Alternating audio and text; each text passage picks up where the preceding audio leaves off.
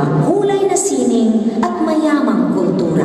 Kasapi sila sa pagtataguyod ng mga adhikain ng kapwa mamamayan at sa pagtugon sa mga pangangailangan ng lipunan.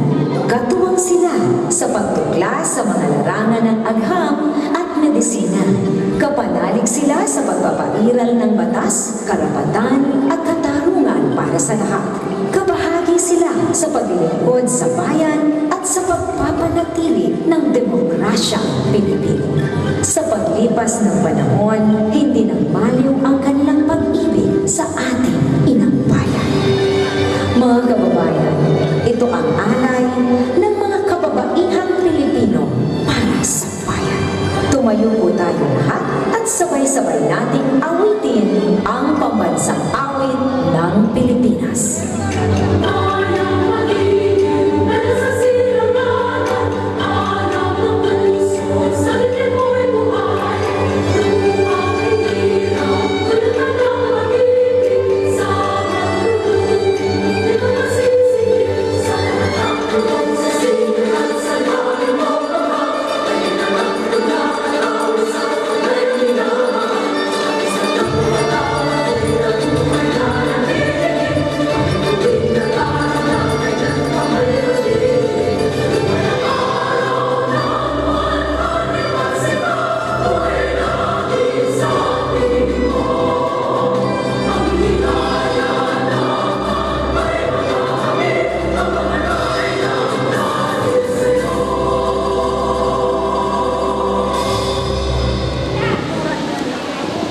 Maaari na po tayo magsiupo.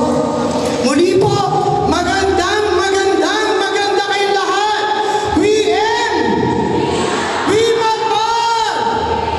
At alam ko, excited po tayo para po sa kauna-unang Women's Leadership Summit. Ang ating pong tema ngayong umaga ay Women Empowering Women, Igniting Women's Potential.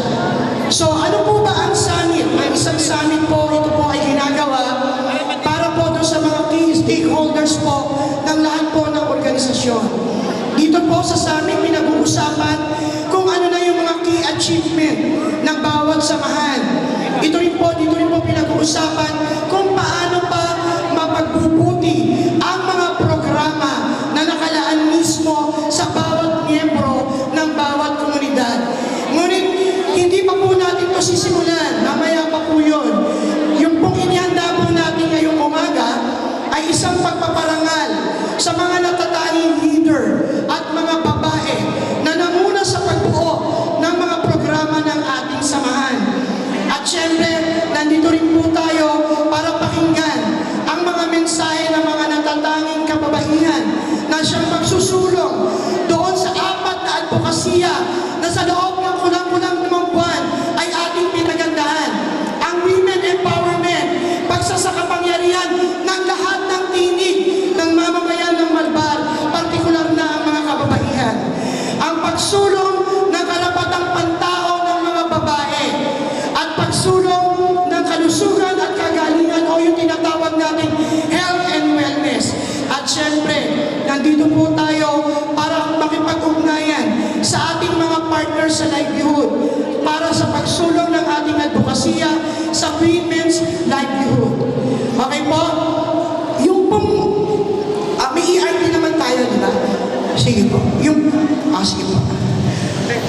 Okay? At sa pagpapatuloy po ng ating programa, para po sa panimula, alam ko na ang lahat ng mga tao dito sa bayan ng Malbar, paulit-ulit na nagtatanong. Bagamat sa loob ng ilang buwan, tayo po ay napakinggan na, nakita na ang puwersa ng lakas ng mga kababaihan. At sa pagkakataong ito, alam ko, sa puso nyo, sa isip nyo, tumagos na sa atin ang tunay na pagsasakapangyarihan ng tinig ng mga kababaihan. At sa oras na ito,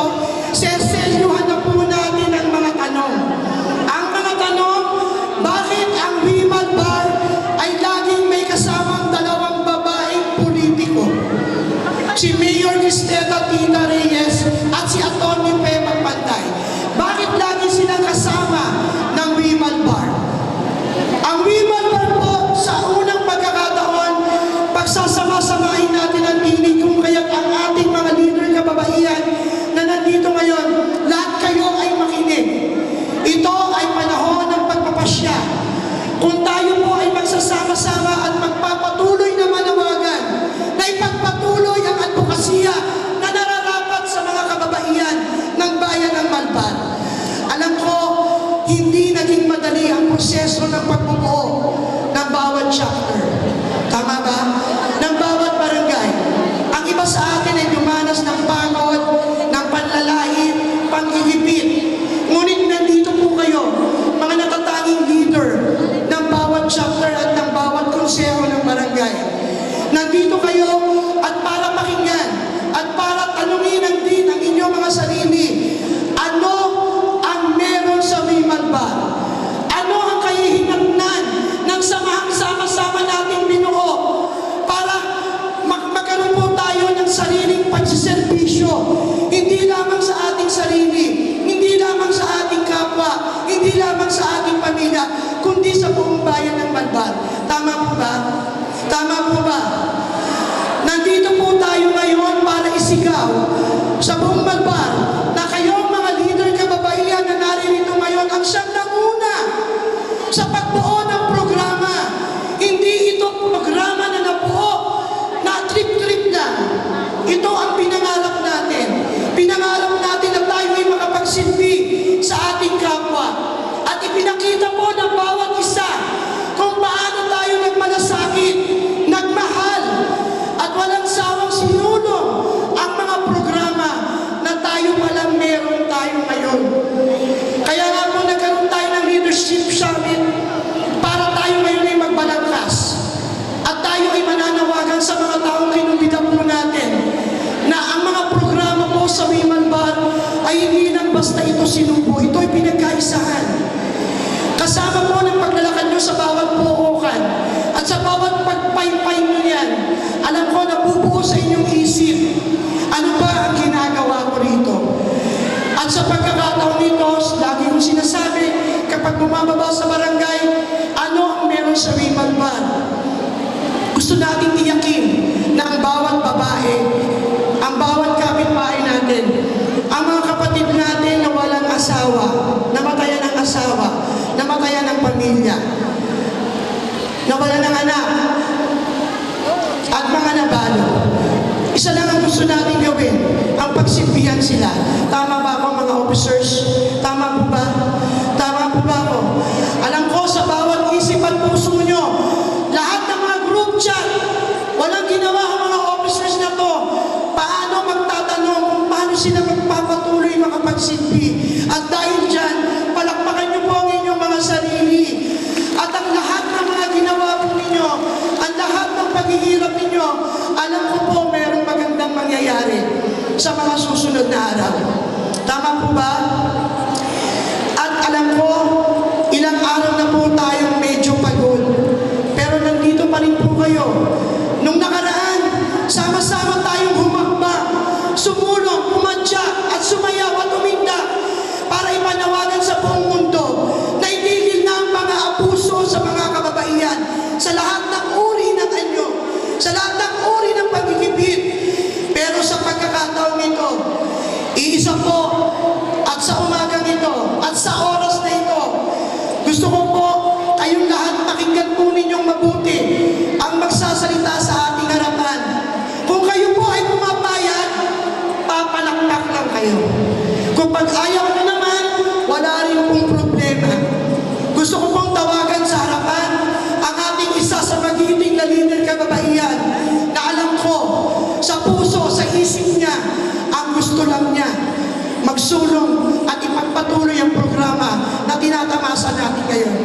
Kaya sa pagkakataon ito, tinatawagan ko si Jeneline. Jeneline, nasan ka na? Palakpakan natin si Jeneline. Meron po siyang request sa ating lahat. Pakinggan niyo pong mabuti.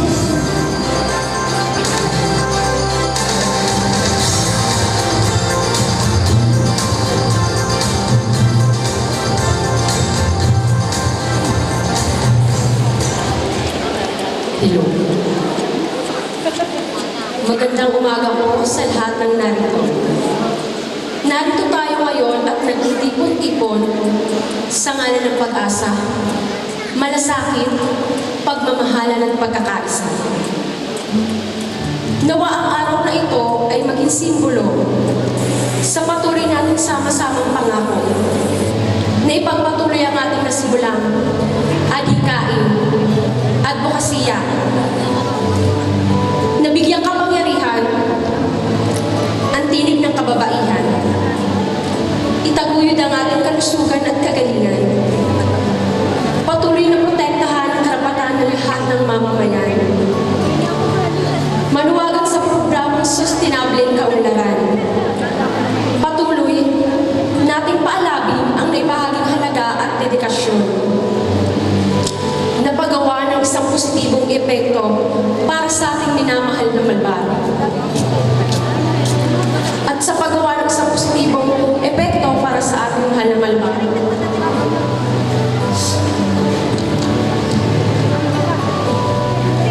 At sa pagkakataong ito, sama-sama natin tanglawan ang napipintong lakbay ng ating minamahal na paunahing tagapagtaguyod ng ating samahan. Attorney Faye Magpantay, hayaan mo ang tingin namin ang karangalan na ikay aming samahan sa pagsisimula ng iyong bagong paglalakbay. Nais namin ipadama sa iyo na ang hindi natitinag na suporta at pag-asa para sa iyong adhikain. Itaguyod mo po ang isang maliwanag na itaguyod mo po ang isang suporta sa pag-asa para sa iyong pantay na kinabukasan para sa lahat. Sinamahan mo kami sa panahong bibihira ang naniniwala sa aming kakayanan. Itaguyod mo ng walang pagod ang aming kapakanan at kagalingan. Ipinaglaban mo kami sa panahon ng aming kahinaan at patuloy na kilala ang aming kalikasan. Kinilala mo ang lahat ng malasakit ng pagmamahalan ay lingwahe ng kababaihan.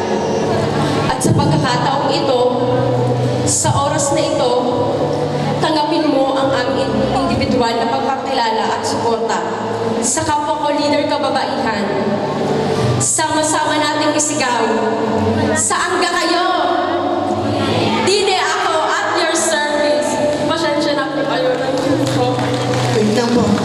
At sa pagkakataong ito, tinatawagan po namin ang lahat ng Barangay Council Chairman.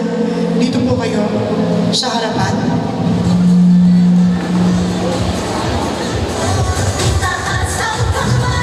Lahat po ng Barangay Council Court Chairman. Samahan niyo po si Jenaline at ang ating Municipal Council Chairperson at ang Kapitana Mina.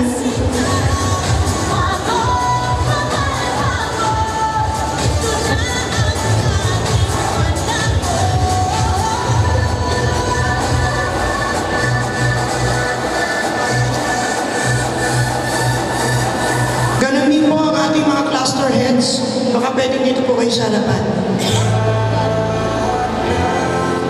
Cluster heads, Ate Sol, siya, Aileen, Chef, sila Ate Rochelle, nandyan ba? Ate Mel?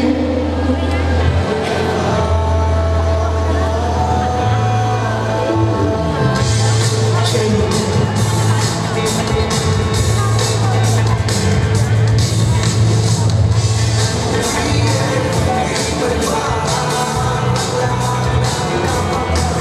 Hello.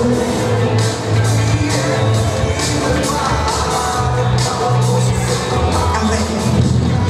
Mga kasama, medyo emosyonal lang kami lahat sa pagkakataong ito dahil kamukha po nung sinabi ni ano kanina, ang pagbubuo, ang proseso ng pagbubuo na makasama kayong lahat ay napakahirap. Dama po natin ang hirap ng bawat BCC na nasa inyong harapan. At alam po namin, sa mga susunod na araw mga kasama, ngayong oras na to, paplanuhin po natin kung ano pa ba yung plano natin sa bawat isa. At sa pagkakataong ito, nais kong tawagin si Attorney Faye Magpantay para iabot ang Certificate of Appreciation ng mga leader kababaihan. Palakpakan po natin si Attorney Faye.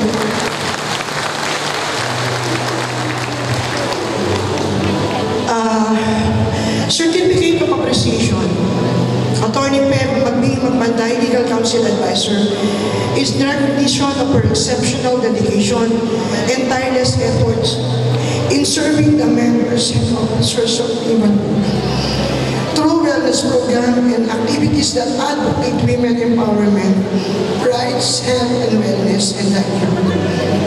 According to Biman Bantay has been instrumental in the success of Biman Bar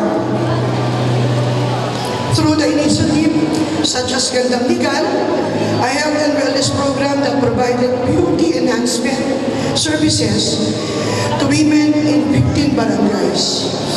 Biman Bar Servisyong Pabahay, a housing project for homeless indigenous members of Biman Bar. Servisyong Kabuhayan, a livelihood program that provided small business capital to members through Attorney Pe Magpantay's financial resources. Her unwavering commitment and invaluable contributions have made significant impact of the lives of countless women in our community. Given this August 4, 2024, during Biman Bar's Leader Summit at Malbar Sports Arena, Malbar, Batangas, signed Marino Magpantay, Biman Bar Municipal Council Chairperson, and I, Mara Lucero, Secretary General. Tamina, tanggapin niyo po, Atty. Pe, ang aming pagkilala. Alam namin, yan po ay isang napakaliit na bagay para kayo po ay pasalamatan sa lahat po ng programa na inyong binuo. Okay po. At sa pagkakataong ito, kasama po kami lahat. Medyo mabigat yung mga nakaraang araw. Pero isa lang po yung laging nasa isip namin. At itong mga babaeng nandito po ngayon, lalo na po yung mga nasa likod nyo ngayon, sila po yung mga babaeng dumanas ng, ilan sa kanila, dumanas ng paninikil, paghihirap, at mga bagay na alam po nilang labas naman talaga sa kanilang pang-ordinaryong gawain. Pero narito po sila ngayon, kasama po ako, na umaasa. Humihingi sa iyo ng pagkalinga. Sabi nga ni Chenalyn, sinamahan po kami ng panahon na walang naniniwala sa amin. Pero alam po namin kung ano man po ang iyong plano, alam ko po, kasama mo kami. Mga kasama, mga kapwa ko, leader, kababaihan, magsitayo po tayo lahat. Palakpakan po natin ang ating kaisa-isang pag-asa. Ang magsusulong ng tunay na programa para po sa ating lahat, para sa bayan ng Malbar. Attorney Pe Bulaklak Magpantay.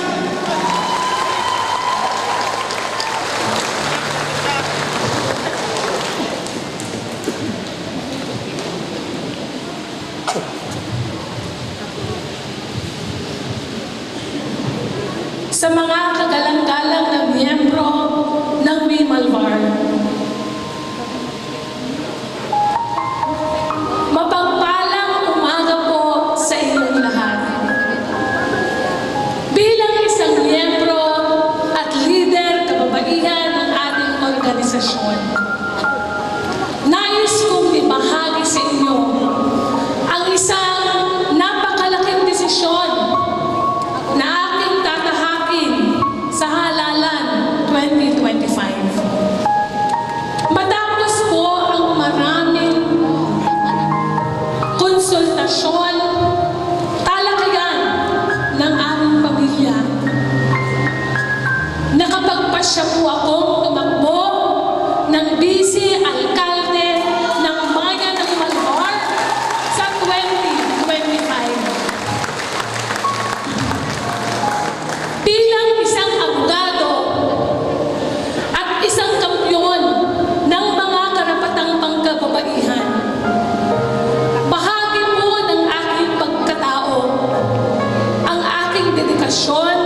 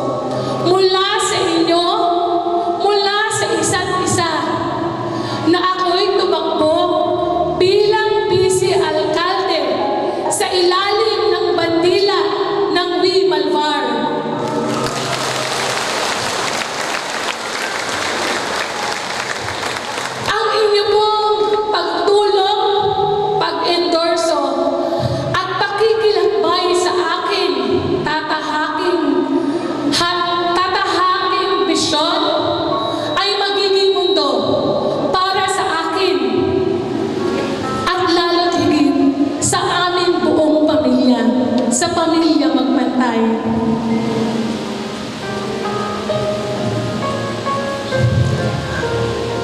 Ako po, simula noon, nag-umpisa ang Wimalmar hanggang sa dulo ng ating tatahakin para sa ating organisasyon, ako po'y inyong asahan. At lalong magiging isa po na matibay na pundasyon ng Wimalmar kung ako po ay maluluklong bilang vice-alkalde ng bayan ng Malvar. Muli po, maraming salamat po sa inyong lahat. Ako po, si Attorney Fe Bulaklak Magbantay, babae, abogado, taga-Wimalvar ako, at your service. Mabuhay po tayong lahat. Mabuhay ang Wimalvar! Wimalvar!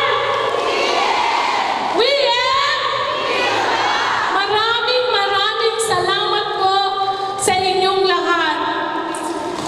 Palakpakan po natin, Attorney Fe Bulaklak Magbantay. Maaari na po tayo maupo. Diyan lang po tayo at sa pagkakataon nito,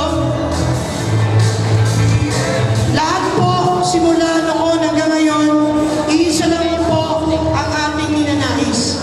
Ang marinig at tinig ng mga babae. Ngayon, narinig niyo po ang ating minamahal na Legal Counsel Advisor, BCC. Sasamahan ba natin si Atty. Sasamahan ba natin si Atty. Fe? Mga kapwa ko dito yung kababaihan ng bawat chapters, sasamahan ba natin si Atty. Fe Magbantay? Yung mga ayaw walang problema, pero yung gustong sumama, itaas ang kamay! Itaas ang kamay! Tatanungin namin kayo, saan ka kayo? BCC, saan ka kayo? Sabay-sabay tayong lahat. WM! Wimalmar! Saan ka kayo? At syempre, pakinggan po natin kung paano to tatanggapin ng ating mga barangay council chairman. Sa pangunguna po, pakinggan po natin ang ating Vice President for Internal Affairs, ang ating Chief sa mga pabahay project at isa rin po sa nagsusulong ng kabuhayan para sa kababaihan. Tingnan po natin, pakinggan po natin ang sasabihin ni Tita Bel. Palakpakan po natin si Tita Bel.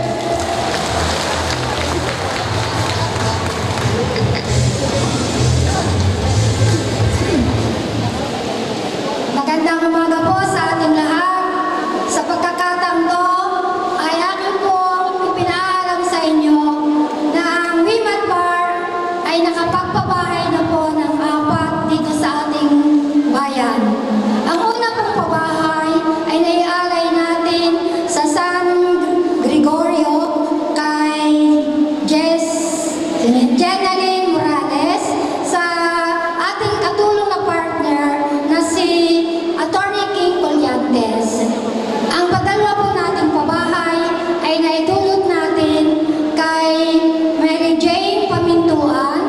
Bagamat siya ay taga-poblasyon, ipinaglaban ko pong maipatayo ito sa relocation site na ibinigay ng ating mayor sa Sitio Cuneo sa San Juan.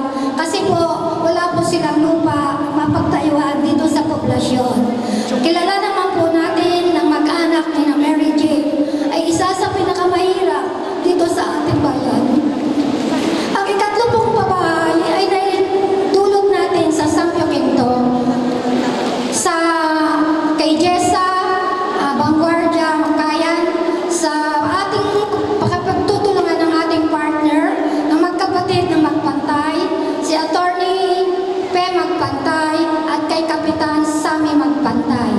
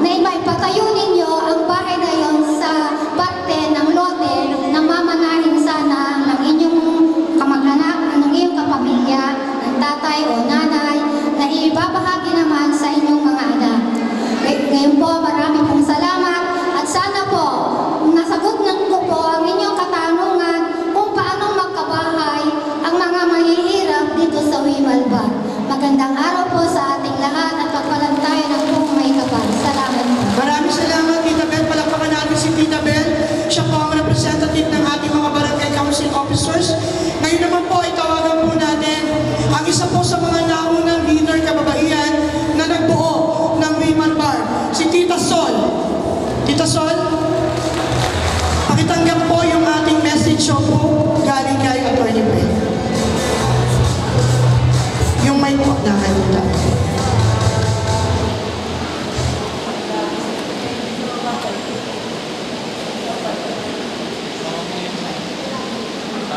Maraming salamat po, Atty. Fe, sa pagbibigay po ninyo ng sustainable pangkabuhayan dito sa programa ng Women Bar.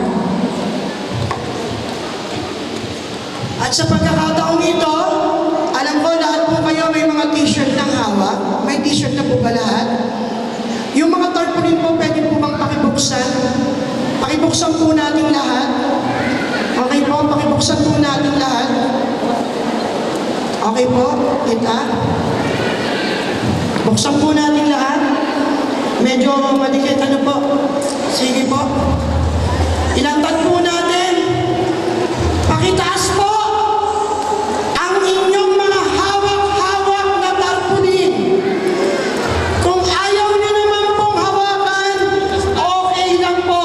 Dahil tayo ay naniniwala sa pagkakaroon ng independenteng kamalayan.